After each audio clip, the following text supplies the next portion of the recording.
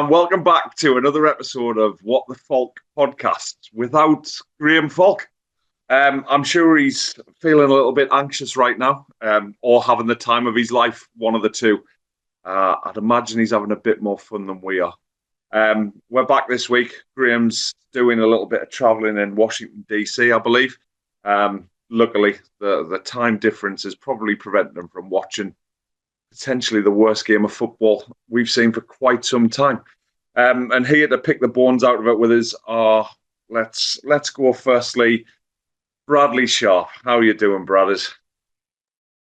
Yeah, I'm not bad, mate. I'm quite looking forward to this one, despite the shite we've had to watch today. We knew this one's going to be coming without Graham for a while, so I'm looking forward to this. I was never going to miss it, but on the football, my good Lord, without swearing and needing much editing on this podcast, that was horrific. That was shocking. And I'm sure we'll pick the bones out of that a bit further, but I had a few hours to calm down. Yeah. How are you, Dave? Yeah, very well, thanks, mate. Yeah. I'm not sure what's worse, picking the bones out of a 0-0 or a 1-0 defeat. Probably not ideal, whichever scenario. I guess it counteracts Bowers' chat about keeping clean sheets, because when you don't keep clean sheets, you've got to put the ball in the back of the net, and I'm not quite sure we look like doing that much today. Also, to give us a hand of whinging for the rest of the podcast, we've got Lee. Lee, how are we doing, mate? I suppose I'm all right, mate. Just nice chit chat about a dull, boring game of football, which we all love to do, innit?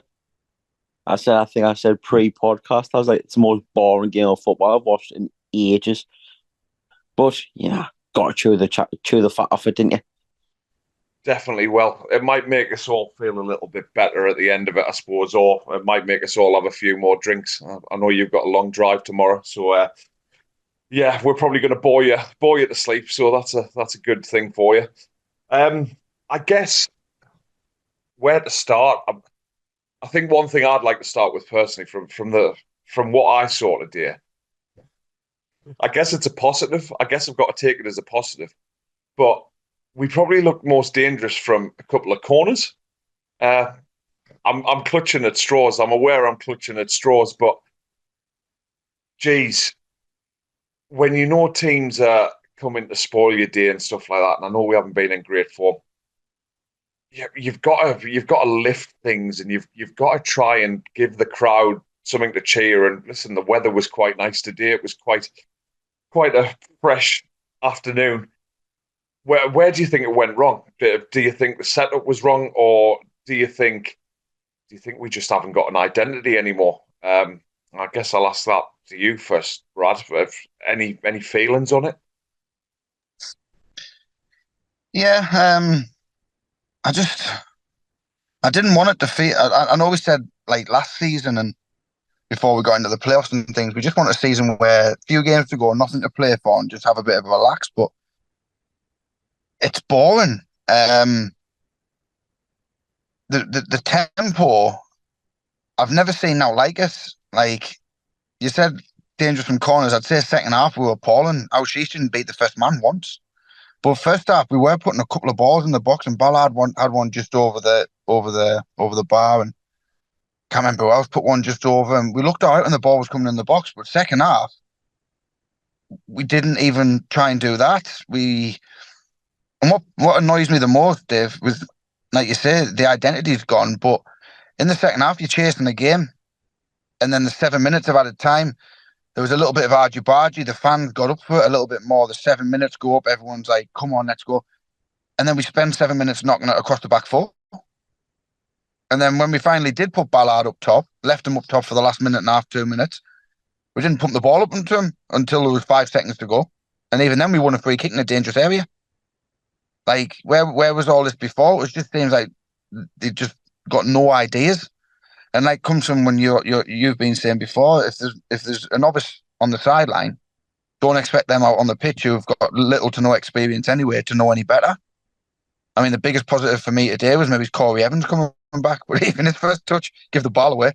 But him coming back on, you could just see him when he's running across like in that holding midfield role, pointing to players, shouting to players. You just tell it was an experienced head on there, but too little, too late for me. It's just I'm just bored of it now. Yeah, I think I totally agree. That identity, I think Graham mentioned a few times when we were finding this new identity, when we're coming out of League One, we were playing this fluid style of football, and whilst we were getting beat, we still felt as though we were in every game, and we were creating chances, looking good, and yeah, okay, every team, even Man City, they have off days in front of goals, and I think that's part and parcel of football. But we've gone from that, and I guess while we were understanding what they were trying to do, we now haven't got that, Lee, have we? And I don't even feel as though like the identity of Sunderland where we have put up a good fight, and it just seems to be right in no man's land, just kind of dead man's territory, purgatory, I guess, in between heaven and hell, not quite anywhere. What's your thoughts, mate? It's if we're scared to get beat. It's like we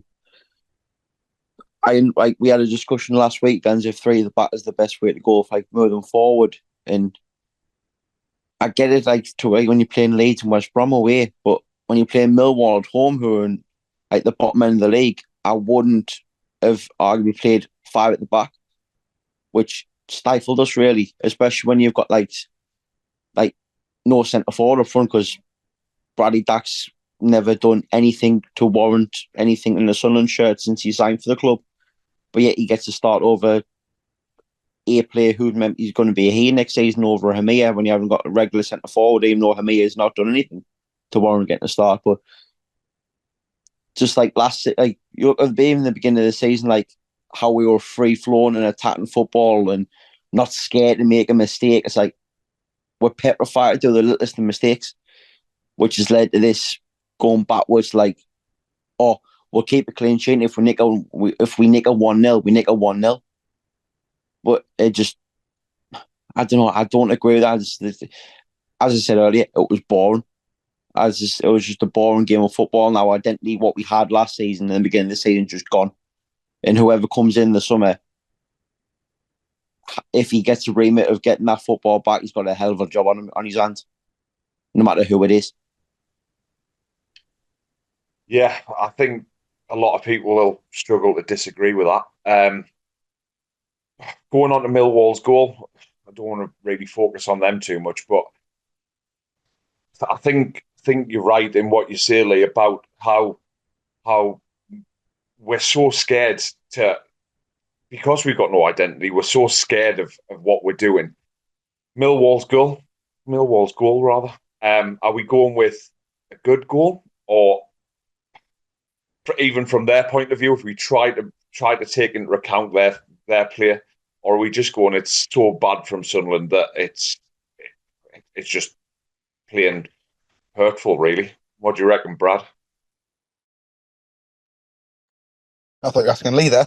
I think it's a bit of both, really. But I'll give Millwall credit. They've done what we've been crying out for our players to do all season, which is get down out the outside of your fullbacks or your inside centre halves and just put a ball in that dangerous area, inside that 6-yard box, in between the goal and the penalty spot, and either allow a defender to make a mistake or get someone on the end of it, and it works. It does work. So on their part, it was a really well worked goal. They've came set up, and that's what you say about the identity. Excuse me. The way we're playing is as if we're the team that's fighting to stay up, and we'll hold out for a point. If we nick a goal, great. But that's what the likes of Plymouth, Stoke, Millwall, Huddersfield, that's what they've done all season, and it's not great to watch. But it's effective when you're fighting to stay up. It's not effective when you want to get to where we want to be. And that goes back to where Lee's saying, like, the identity from the start of the season. I mean, the name of this podcast is going to be Identity, isn't it? I think 100 times, but from last season and this season, and if it's interesting when you hear what Dodds said through the week, where the transition from taking over when Mowbray was sacked was seamless, really, for him, just one or two tweaks. And he said taking over from Beale this time was a lot more difficult because a lot had changed. Now, that comes with Speakman's comments as well. I'm going off on a tangent here quickly. But Speakman's comments saying the reason that they appointed Beale was to become more solid at the back. But that came at a detriment to the rest of our game, the stuff that we're actually good at. And it seems like it's just all became too much of a mess now. But back to their goal, mate, yeah. Good goal on their part. But you see them scored all across the EFL, even in the Premier League. It's just clever play. You just nip in front of you. I think was Rusin scored his first goal. He nipped just in front of the centre half and just tucked it away. So it's good centre forward play. It's a good way to get a goal. Doesn't need to be all tick-a-tacker and 25 yards or try and walk it in. It's just a couple of balls down the outside, put one in, and allow someone to make a mistake or get on the end of it. And that changes games. I mean, we could have stopped it. There was probably plenty of phases to stop that from happening. But fair play to Millwall. They created a good goal. They scored it. And it was always going to be Hunterman or Watmore, wasn't it? Yeah, I think that's the thing, and I was going to mention that to Lee. I saw one website as give Duncan Watmore man of the match. Always going to be someone come back and haunt us. There's that many of them out there nowadays. But your thoughts? What did you think on Duncan Watmore being back at the Stadium of Light? Yeah, he played about 20 minutes, didn't he? Regards to the goal, it's basic schoolboy stuff. You stop the cross, you stop the goal. And yeah, he's beat the left back, but Pierre Edouard does his normal jog over and make some form of an effort to try and look as if I'm trying to block something, and he ends up not putting any effort in at all. And they look like an own goal for me. I didn't realise what more got in front of Ballard. It looked like what Ballard just sliced in the back was our net, but it was that type of game where a goal like that was going to change anything. But regards to Duncan Watmore, I can't actually remember him touching the ball after that, to be honest with you. He came on about, I think I was more sure he came on like 65th, 70th minute. Did that, and I can't remember doing anything else. Regards to Honeyman, there was discussions in our end, would he get in our team last season, this season, or when we had our injuries, and the answer is no, because he started off on the right, couldn't get a tune out of a League One left wing back, and had to revert to the left hand side. And he was lucky he didn't get a yellow card, and possibly worse. Do he try to wipe out Jack Clark? Are you going through and goal? Then he's to send it to the referee, but just one of them things, innit? It was just the classic, a former player coming back to haunt Sunderland. I mean, it always seems to be the case whenever we play against them. Yeah, it's just the Sunderland way, I guess, isn't it? One thing that before we go on to listeners' questions, the one thing that I want to pick up on, and we had a little chat before we started recording, and I think I made myself quite vocal on it, but I want to get your guys' opinion on it. I'm literally raging with Dodds' presser.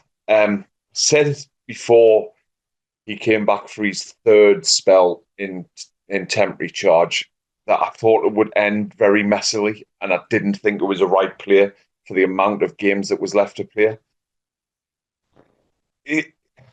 I wasn't impressed with his presser, and I'll go on to that in a second, but is Dodds being in charge at this particular time and for the length of period he's been here? Is he now starting to border on creating a bad identity that somebody who comes in has to completely turn around, and we're not even sure if he's going to be insisted upon us, really? Like, are we going to be stuck with him again for another manager?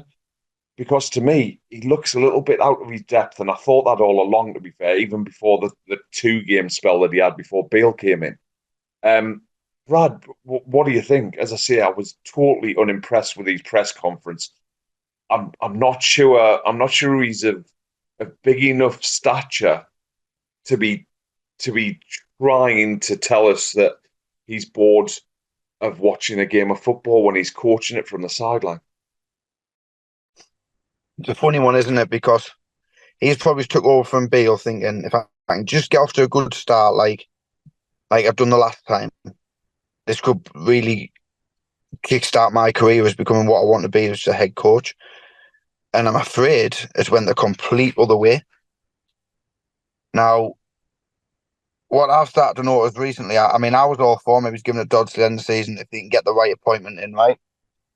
But then when you've got players coming out in post-game interviews and referring to the gaffer as Doddsy, it's only minor things like that, right? But did you ever hear David Beckham, Gary Neville, Roy Keane come out and say, or Fergie said if we keep going? They never refer, or any of our players talk about Peter Reid as Reedy. Even if they see Reedy now, they still call him gaffer. I was just about that, literally just about the point I was about to mention. You see Beckham and the fallout that he had with Ferguson was well documented. Still calls him boss.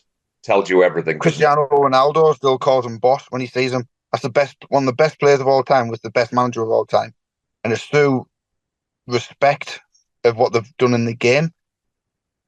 And I think it's to the stage now where he's too pally with them because he's been a coach and he's in amongst the boys on a day-to-day basis and has been for the last couple of seasons. They don't see him as a head coach, and it's sort of like, oh well, if we lose or we don't play great, he'll give us a rollicking, but he'll be pally with it on the training pitch the following week. And I think that I do seriously think Dodds has took it over with all the right intentions, but it's actually become a serious detriment to his not legacy, to his name. Where does he go from here? That's the thing as well. Not just Sunderland as a club and our identity going forward, but where does Mike Dodds go from here? You can't just loan out. You can't loan out a coach to a League One side to get some experience like players. But then when he comes out in a post game and says, "I was bored," I've never heard a manager say that to my mind anyway about a team he's set up and he's sent out to come out and say he was bored. Well, what about us, the paying fans? How do you think we felt? Like we're in the stands, seeing some glaringly obvious things that need to be changed, or would like to see changed, and we have done for the last few weeks. And then for him to come out and say I was bored, what does that do to the mentality of the players as well? It. Thank God there's only 2 games left because I don't know if I can put up with much more of it. Yeah, we always like to think that we offer a little bit of balance on what the Falk, as I'm sure a lot of others do as well. But just before I come to you, Lee, with the same point, really, he did. I don't think he comes across too well in his press conferences. He did try to allude to how the fans would feel if he was that bored. So I will. He didn't come across relatable, but I will give him small amount of credit. The fact that I think he was trying to put across what us as fans were seeing. I think he's done it terribly, and I think you're right. I don't think I've ever heard a manager publicly come out and say that was boring. Well, that's absolutely fine. But you're the one who sets the team up, so you're probably the one who needs to inspire, don't you think, Lee? I 100% agree, mate. I mean, I coach a grassroots team. If I turn around and say to our parents, I'm bored watching this, they'll probably have a go at me for not inspiring the kids to do better. If you're in charge of the whole thing, it's up to you to prepare them and put a team on the pitch to make you not bored and put your game plan in place. If you're sitting there saying you're bored, that means your game plan hasn't worked. So by rights, you should have a plan B. And if your plan B doesn't work, then you should have a plan C. But if you don't, then it's just the same argument I've had for the past 18 months that we don't have a plan B. Regards to where does this leave Mike Dodds? He could be one of them coaches who is a very, very, very good first team coach / number 2, but not a very good number 1 because he likes to be pally with his players. And as number 1, you can't be. You can't be like pally with your players, especially at the top level as what they're trying to achieve. like, I remember when Aidan McGeady said it on the Sun Until I Die about Chris Coleman. You go and get him beat 3-0 away, then you're coming in the Monday and he's all laughing and joking with you. You can't do that if you should have it in your locker where you can give your players a bollock and where they're taken on board and they go and put it in place in the next week and you go and plan it the next week. I think it's SAFC Data Analytics does it every. He did a video the other week where Dodds just tries to put right what went wrong the week before and not plan ahead for what he's doing for this week. If the choice, I said this coming out, if the real first team choice is Paul Heckingbottom, why not get him in for the last 2 games of the season so he has an idea of what he can set himself up with for next season? But that's just me. But in the same regards to Mike Dodds, I don't think he has a future as a head coach, personally speaking. Do you think it's the lack of respect from the players as well to back Dodds up? Because you think they've got that, not a little bit of fear of him because they know he's not ultimately going to be the head coach in the summer, so it doesn't really matter? Do they have that sort? Will that be a mentality that creeps in? It's sort of like, well, he's not going to be the one that's going to be in charge in the summer. I'll just impress then because there's now left to play for. I don't want to get myself injured for the summer and what have you. And a couple of them will be knowing that their injured, Jack Clark in particular, are going to be pushing for a move elsewhere. Are some of them sort of like, well, I'm not going to be here. There's now to play for. And they just, I don't know. They just see Dodds as a mate. That's my worry. They just see him as a mate that they've worked with every day, like another lad on the training pitch. Yeah, I think it's certainly how it's coming across for us, and when there's so many people saying the same thing, it's got to be hard to argue, really. So, yeah, to be honest, we've done really well to pick through a 1-0 defeat, a very, very boring 1-0 defeat at that as well. So I've got a few listeners' questions. We'll come to you firstly. Seems how Brad's gone first all the time. I quite like this one. Listen, don't know who they're referring to with that one, but listen, is Dodds the worst caretaker manager in football, particularly results-wise? Struggling to think of many worse. The list could include Shearer, John Carver, them lot up the road, Steve Keane at Blackburn, Lampard at Everton, Les Reed, Charlton. Have you got any more for that list, Lee?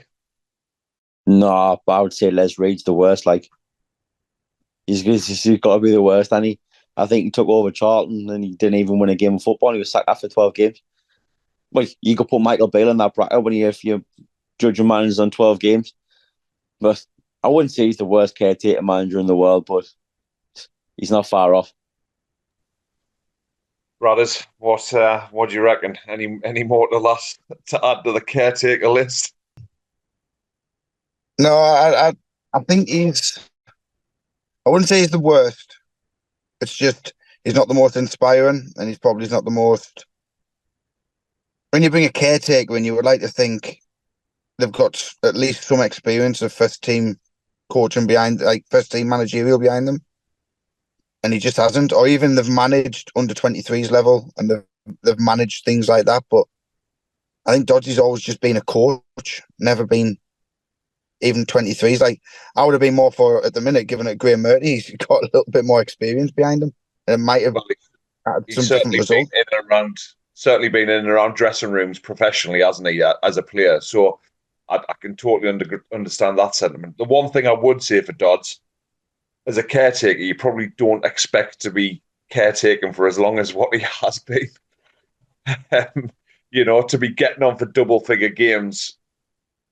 I know he was told it was till the end of the season, but I think halfway through, if we could have gotten our man for the summer, it surely, and especially now in hindsight, surely would have been a good thing, Brad, wouldn't it?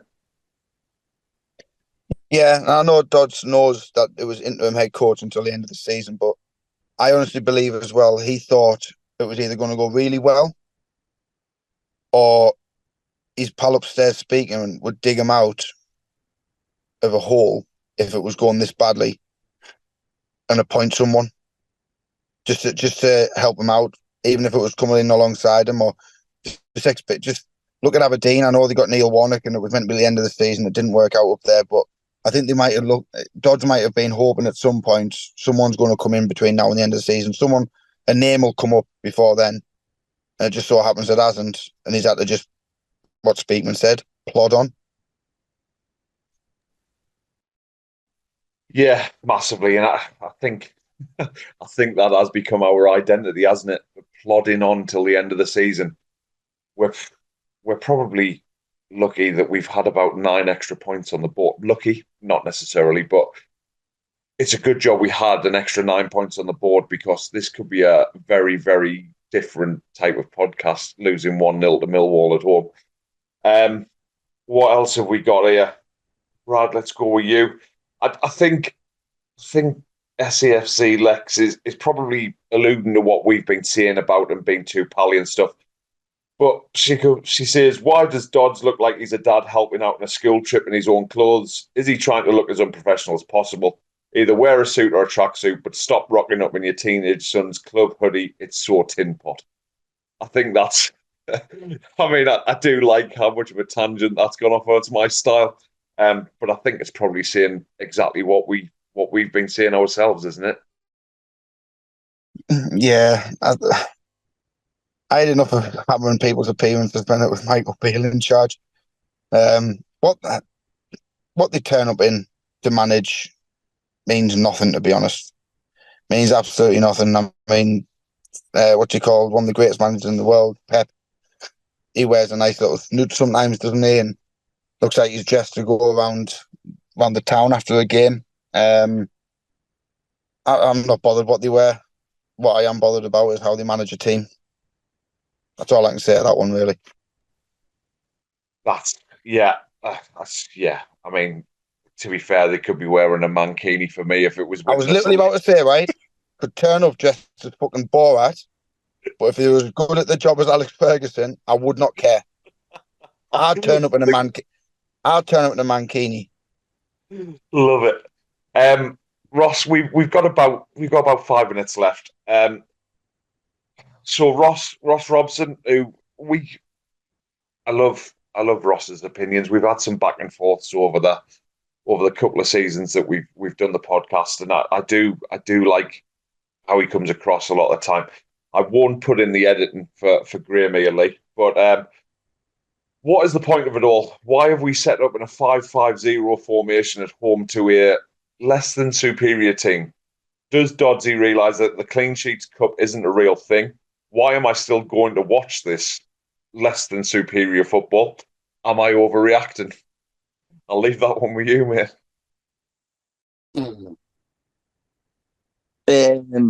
Why we're playing up the back four? Because we are scared to get beat. Are you overreacting? No, because there was a part of me this morning that at 2:20 was thinking I could have an extra pint here and not bother going to the match today, but I decided to dust myself off and go anyway. We've all clamoured for it, but there's a way of like a boring mid-table finishes. There's a way of going about it. You can still put yourself about, you can still put a bit of effort in. And I saw nothing of that today from anybody, whether that's the players on the pitch or the bloke on the sidelines. We've got one game left at home. See it out and hopefully get a fresh start in the summer. Is all I can say. When we come back in August, because we all will do. Let's hope it's a totally different story, and it's the start of a new era, so to speak, of Sunderland Football Club. No matter who's in charge, and we get off to a good start, and we have a good 2024-2025 season, where that's playoffs, promotion, whatever it is. Just hope it's a good season. Yeah, I'm sure there's plenty that would echo that, mate. We've got probably time for two, and I know that G likes to throw in a few funny ones. So I wasn't physically at the game today. I know you two were, but Nicola asks us, do you like the new pizza wraps that they're offering on the concourse? Personally, I think it shows a real obsession with progression. I don't know if either of you had one, but what's your thoughts on the sound of that, a new pizza wrap? It sounds all right, but for me, I think our stadium's always had the best chicken balti pies, without a doubt, in English football. My uncle, Liverpool fan, he can't stand Sunderland, right? And he said he only ever used to come to the Sunderland games when we played Liverpool. it's just because he loves our chicken balti pies. And he used to buy a couple, take them home, and I think he used to keep 1 or 2 or freeze them because he loved them. Yeah, so shout out to my Uncle Ken. But yeah, when you've got Liverpool fans talking about your pies, you know they're good. So I'm going to stick my chicken balties if I'm at the ground. What about you, Lee? Any pizza wrap for you today, or? No, we'll just echo what Brad said. The chicken balti pies are good. However, you can get them for half price at Tesco. But no, I never had any pizza wrap. But I'll keep an eye on out for them for the Chef Wednesday game because I don't mind a wrap and a pizza, so they might be all right actually. We can't Now be. them thingy chicken things that went viral. Aye. Oh, what they call whatever they were. They went viral. That someone are making these like chicken king do whatever flipping chicken balls or chicken dippers or whatever. And I went in rough with my brother once, and I had 3 before the game. So I'm definitely going to try this pizza wrap. And if not, is it Nicola? It is him. It is me. Yeah. I'm going to bookmark that tweet, and if they're not very good, I'm going to come to you and ask you for my £8.50 back, or however much they're charging these days. Well, boys, we might not be the greatest football team in the world, but I think it's more than appropriate to say we have the best chicken balti pies in any football stadium in the world. And I'm going to take that as a positive way to end my Saturday night. So, as per usual, we've been What the Falk podcast without the Falkster. I hope he's having a good time. I hope we haven't ruined his likes and subscriptions. Please feel free to do so. To be honest, what I'd really like from our point of view is if we could get about like a 25% increase so that Graham feels really bad and like we prove that we can do it, then I'd really appreciate that. But from me, Dave, from Brad, he's been Brad, from Lee, What? we thank you very much, and onwards and upwards. All the best.